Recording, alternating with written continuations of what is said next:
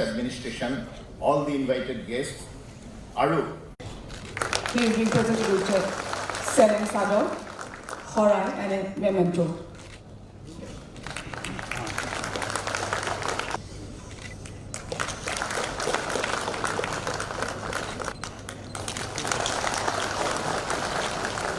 Nैथियाव नाजावगोन थामथियाव नाजागोन मुस्रिद बि रोजाब Dansoran Narzary NDFB RD Group Nagen Daimary NDFB P Group NDFB P Group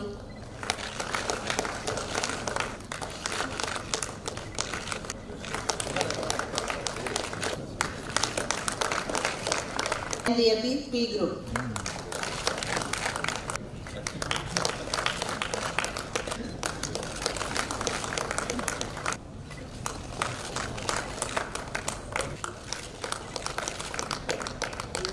NDFB RD, Provin Kaklari and NDFB P Group. আজি সুবক্ষণত উপস্থিত থকা আপোনালোক সকলোৰে প্ৰতি ইংৰাজী নৱবৰ্ষৰ আন্তৰিক শুভেচ্ছা জ্ঞাপন কৰিছোঁ। আজি এই মুহূৰ্তত NDFBৰ প্ৰাক্তন সদস্যসকলে নিশ্চিতভাৱে সংকল্প ল'ব লাগিব যে আগন্তুক দিনত আপোনালোকে বিটিআৰ এলেকাৰ উপৰিও সমগ্ৰ অসমতে যাতে এটা স্থায়ী শান্তি গঢ় দিয়াৰ ক্ষেত্ৰত আপোনালোকে উল্লেখযোগ্য বৰঙণি আগবঢ়াব। আমি ভাৰত চৰকাৰ অসম চৰকাৰৰ তৰফৰ পৰা আপোনালোকক পুনৰ সংস্থাপনৰ নিমিত্তে যি আন্তৰিকতাৰে আৰ্থিক সহযোগিতা আগবঢ়াইছে এই সহযোগিতাৰ আগবঢ়োৱা অন্তৰালত আমাৰ সকলোৱে এইখিনি আপোনালোকৰ পৰা আশা আকাংক্ষা আছে যিটো প্ৰমোদ বড়ো ডাঙৰীয়া আপোনালোকক আহ্বান জনাইছে যে আগন্তুক দিনত আপোনালোকে য'তেই থাকিব ত'তেই আপোনালোকে শান্তি প্ৰতিষ্ঠা কৰিব আৰু সমন্বয় যোগেদি অসমৰ বৰাক ব্ৰহ্মপুত্ৰ পাহাৰ ভৈয়ামক একাকাৰ কৰি শক্তিশালী এখন অসম নিৰ্মাণত আপোনালোকে গুৰুত্বপূৰ্ণ ভূমিকা পালন কৰিব কাৰণ ঈশ্বৰে আপোনালোকক বহু ব্যক্তিত্বত দক্ষতা দিছে দৃঢ়তা দিছে নিৰ্ভীকতা দিছে সাহস প্ৰদান কৰিছে গতিকে আপোনালোকৰ এই মানৱীয় শক্তিটো মানৱ সমাজ গঢ় দিয়াৰ বাবে ৰাষ্ট্ৰ নিৰ্মাণৰ বাবে প্ৰয়োগ কৰিব লাগিব। মাননীয় প্ৰধানমন্ত্ৰী নৰেন্দ্ৰ মোদী ডাঙৰীয়াই মাননীয় গৃহমন্ত্ৰী অমিত শ্বাহ ডাঙৰীয়াৰ বিশেষ প্ৰচেষ্টা আজি বিটিআৰ চুক্তি সম্ভৱ হ'ল আৰু এই চুক্তি স্বাক্ষৰ কৰাৰ সন্দৰ্ভত NDFBৰ চাৰিটা গোটে আৰু আপচুৱে যি উল্লেখযোগ্য বৰঙণি আগবঢ়ালে পদক্ষেপ গ্ৰহণ কৰিলে তাৰ বাবে আজি সমগ্ৰ অসমতে এটি সুন্দৰ শান্তিৰ বাতাবৰণ সৃষ্টি হ'ল। কেৱল BTC এলেকাতে নহয় কেৱল চাৰিখন জিলাতে নহয় কোকৰাঝাৰ চিৰাং বাক্সা ওদালগুৰিতে নহয় সমগ্ৰ অসমৰ 3,50 লক্ষ লোকে এই চুক্তি হোৱাৰ বাবে অত্যন্ত আনন্দিত উৎসাহিত সকলোৱে শান্তিত বিশ্বাস কৰে আৰু আমি সকলোৱে জানো শান্তিৰ অবিহনে প্ৰগতি সম্ভৱ নহয় শান্তিৰ অবিহনে কৰ্ম সংস্কৃতি শক্তিশালী ৰূপ দিয়াটো সম্ভৱ নহয় গতিকে আমি সকলোৱে এই পৃথিৱীলৈ আহিছোঁ মানুহ হিচাপে আমি মানুহ হিচাপে আহি মানৱ ধৰ্ম পালন কৰিব লাগিব। মানৱ ধৰ্ম কি আমি সততা নিষ্ঠাৰে কষ্ট কৰিব লাগিব কষ্ট কৰি উপাৰ্জন কৰিব লাগিব আৰু উপাৰ্জন কৰি মূল্যবোধৰ আধাৰত এখন মৰ্যাদা সম্পন্ন সমাজ নিৰ্মাণ কৰিব লাগিব আৰু নিজেও অত্যন্ত এগৰাকী আদৰ্শ নাগৰিক হিচাপে নিজক প্ৰতিষ্ঠা কৰাৰ যাত্ৰাত অগ্ৰসৰ হ'ব লাগিব। গতিকে মই ভাবোঁ যে আপোনালোকৰ NDFB কৰি থাকোঁতে আমাৰ unified command structure Assam police Indian army CRPF SSB BSF সকলোৱে আপোনালোকৰ শক্তিটো তেখেতসকলে প্ৰত্যক্ষ কৰিছে আৱিষ্কাৰ কৰিছে আপোনালোক একজন নিৰ্ভীক ব্যক্তি আপোনালোকৰ কৰ্ম উদ্যোগী গতিকে এই যে মহৎ আপোনালোকৰ গুণবিলাক আছে, মানৱীয় গুণবিলাক আছে। এই গুণবিলাকক যদি আপোনালোকে সৎ কামত ব্যৱহাৰ কৰে, উৎপাদনৰ ক্ষেত্ৰত ব্যৱহাৰ কৰে, উপাৰ্জন দুগুণ কৰাৰ নিমিত্তে যদি প্ৰয়াস কৰে আৰু এখন সুন্দৰ শান্তিপূৰ্ণ বাতাবৰণ সৃষ্টি কৰাৰ বাবে আপোনালোকে প্ৰয়াস কৰে, নিশ্চিতভাৱে এই মহৎ গুণবিলাক মানৱ সমাজৰ বাবে অত্যন্ত কামত আহিব। এইটো অসৎ অভিপ্ৰায় লৈ এই মহৎ মানৱীয় গুণবিলাকক অপব্যৱহাৰ কৰা উচিত নহয়। অপব্যৱহাৰ কৰিলে আপুনি নিজেও ক্ষতিগ্ৰস্ত হ'ব, সমাজ ক্ষতিগ্ৰস্ত হ'ব। গতিকে তেনে কামত কেতিয়াও আপোনালোকে ভৰি নিদিব। এতিয়া আপোনালোকে হিংসা পথ ত্যাগ কৰি অহিংসাৰ পথলৈ ধাৱমান হৈছে আৰু আগন্তুক দিনত এটা সুন্দৰ জীৱন যাপন কৰাৰ বাবে আপোনালোক সকলোৱে আগবাঢ়ি আহিছে, আমি স্বাগতম জনাইছোঁ। আমি একেলগে মিলি আমাৰ অসমৰ সমাজখন শক্তিশালী কৰি তুলিব লাগিব। ভাৰতবৰ্ষক বিশ্বৰ বুকুত শ্ৰেষ্ঠ ৰাষ্ট্ৰ হিচাপে গঢ় দিব লাগিব। আমি সকলোৱে একেলগে মিলি কাম কৰিলে সকলো সম্ভৱ। মাননীয় প্ৰধানমন্ত্ৰী নৰেন্দ্ৰ মোদী ডাঙৰীয়াই যি দক্ষতাৰে, যি যোগ্যতাৰে, যি সততা নিষ্ঠাৰে আজি দেশবাসীক উদ্বুদ্ধ কৰি তুলিছে, বিশ্বৰ বুকুত ভাৰতবৰ্ষক অন্যতম শক্তিশালী ৰাষ্ট্ৰ হিচাপে প্ৰতিষ্ঠা কৰাৰ যাত্ৰাত অত্যন্ত মৰ্যাদা সহকাৰে আগবাঢ়ি গৈছে, ভাৰতীয় সমাজখনক আগুৱাই নিছে। গতিকে সেই লক্ষ্যত আমি সকলোৱে উপনীত হ'বৰ বাবে প্ৰয়াস কৰিব লাগিব। গতিকে মই আশা ৰাখিছোঁ যে আপোনালোকে আগন্তুক দিনত ইতিবাচক দৃষ্টিভংগীৰে অত্যন্ত আপোনালোকে আন্তৰিকতাৰে এটা শান্তিপূৰ্ণ বাতাবৰণ সৃষ্টি কৰাৰ ক্ষেত্ৰত উল্লেখযোগ্য পদক্ষেপ গ্ৰহণ কৰিব। আপোনালোকে পাৰিব, আপোনালোকৰ ব্যক্তিত্বত এইখিনি শক্তি আছে। সেই বিশ্বাসেৰে মই আজি এই অনুষ্ঠানলৈ আপোনালোকক স্বাগতম জনাইছোঁ আৰু অসম চৰকাৰৰ তৰফৰ পৰা আপোনালোকৰ যিমানবিলাক গোচৰ আছে, এই গোচৰবিলাক আইনগতভাৱে কম সময়ৰ ভিতৰত যাতে প্ৰত্যাহাৰ কৰিব পৰা যায়,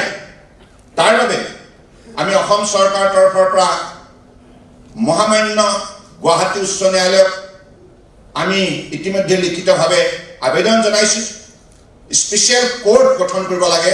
আপোনালোকৰ এই গোটেই গোচৰ প্ৰক্ৰিয়াটো যাতে ততাতৰীয়াকৈ আমি সম্পূৰ্ণ কৰিব পাৰোঁ আৰু আপোনালোকে সকাহ পাব পাৰে। গতিকে এইখিনি ব্যৱস্থা অসম চৰকাৰৰ তৰফৰ পৰা লোৱা হৈছে আৰু কুমুদ বড়ো ডাঙৰীয়াই কোৱাৰ দৰে BTR চুক্তিখন কাৰ্যকৰী কৰাৰ ক্ষেত্ৰত ভাৰত চৰকাৰ, অসম চৰকাৰ সম্পূৰ্ণৰূপে আমি প্ৰতিজ্ঞাবদ্ধ, দায়বদ্ধ। আৰু ইতিমধ্যে এই চুক্তিৰ বিভিন্ন দফা কাৰ্যকৰী ৰূপ দিয়াৰ ক্ষেত্ৰত আমি সফলতা অৰ্জন কৰিছোঁ আৰু আগন্তুক দিনত যিবিলাক দফা বাকী আছে সেইবিলাকো আমি সময়মতে কাৰ্যকৰী ৰূপ দিম, এই কথা নিশ্চিত। আৰু আপোনালোকক যি আস্থা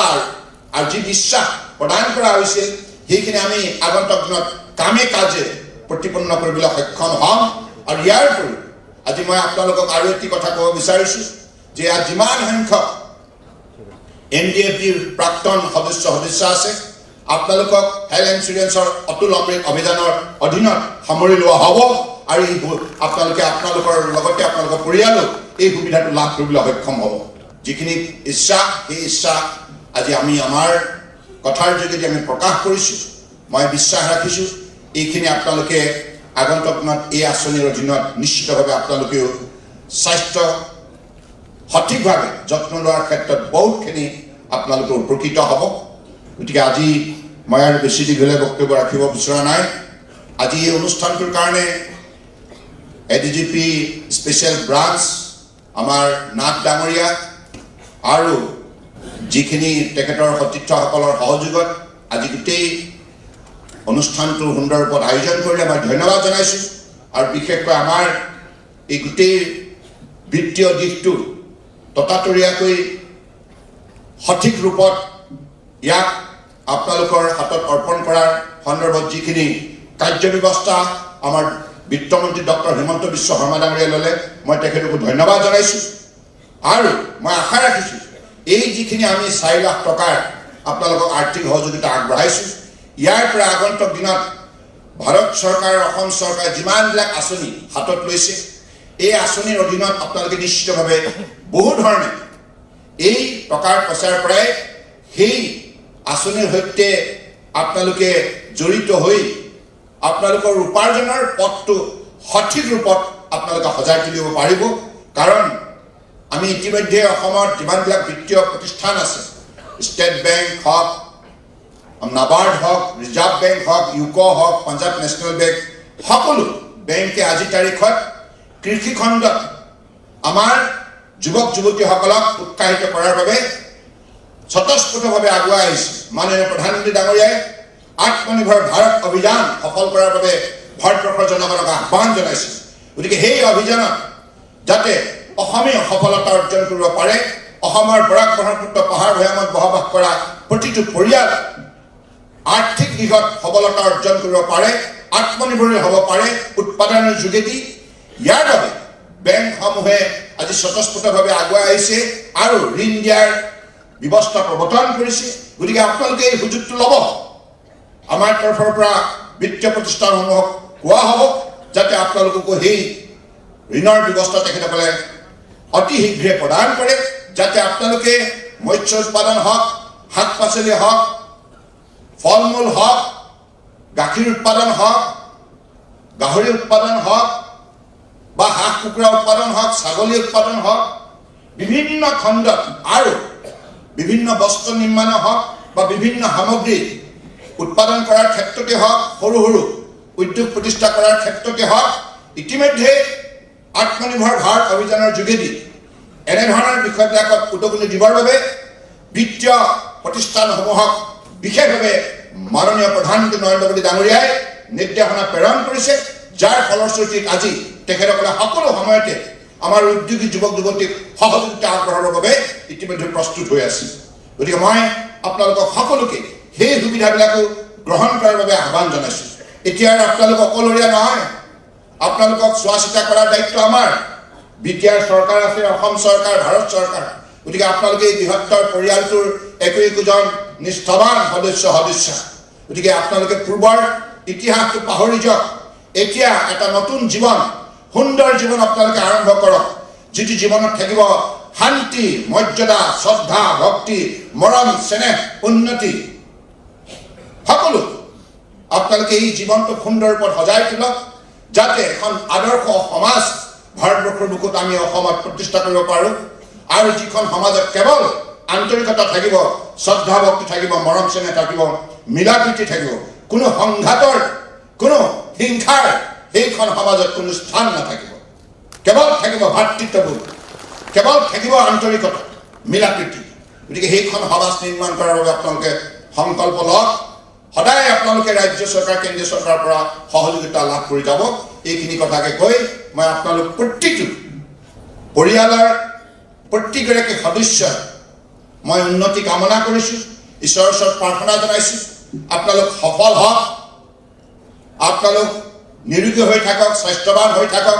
আৰু আপোনালোকৰ জীৱনবিলাক শান্তিৰ উপচি পৰক এইখিনি কথাকে কৈ মই আজি সভাত অংশগ্ৰহণ কৰাৰ বাবে বিশেষকৈ আমাৰ বিটিআৰ চিফ ডেপুটি চিফক মই বিশেষভাৱে ধন্যবাদ জনাইছোঁ আৰু ইয়াত আজি আমাৰ মাজত আহি লেফটেনেণ্ট জেনেৰেল দয়াল ডাঙৰীয়াই পাৰ্টিচিপেট কৰি আজি তেখেতৰ কাৰ্যকালত অসমত যিখিনি তেখেতে নিষ্ঠাৰে সেৱা আগবঢ়ালে তাৰ বাবে मैं विशेष रूप से लेफ्टिनेंट जनरल दयाल जी को धन्यवाद देता हूं आपने आपकी कार्यकाल में असम की धरती पर बहुत मेहनत किया बहुत सहयोग किया और मुझे लगता है कि ऐसे ही आप हमेशा सद्भावना और सहयोग हमारे लिए आप बरकरार रखें और अगले दिनों में भी आपसे ही अपेक्षा है आप अभी deputy chief of the army staff बनने जा रहा है मैं हमारी तरफ से आपका नई